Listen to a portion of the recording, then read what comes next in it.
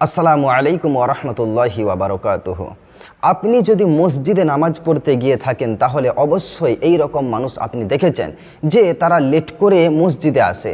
তাতে কোনো কারণবশত হোক বা বিনা কারণে হোক তারা কিন্তু লেট করে দেরি করে মসজিদে আসে।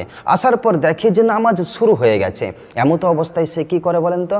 সে তাড়াহুড়ো করে উজু করে, উজু করার পর সে তাড়াহুড়ো করে দৌড়ে গিয়ে নামাজ ধরে, ইমাম সাহেবের সাথে নামাজ ধরে, জামাতটা ধরে। এমনভাবে দৌড়ে যায় যে ইমাম সাহেবের কানে পৌঁছায় তার পায়ের আওয়াজ, এবং অন্যান্য মুসল্লি যারা নামাজের মধ্যে আছে সেই সমস্ত নামাজীদের কানেও তার পায়ের আওয়াজ পৌঁছায়। কেমন একটা আওয়াজ হয়, ঠিক না? তো তাদের প্রবলেম হয়।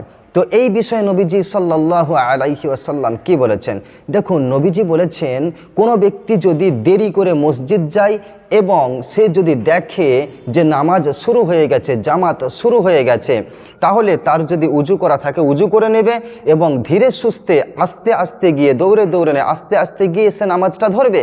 যতটুকু সে নামাজ ইমামের সাথে পাবে ততটুকু সে নামাজ পড়বে, বাকিটুকু নামাজ সে নিজে আদায় করে নেবে, সে নিজে পূরণ করে নেবে।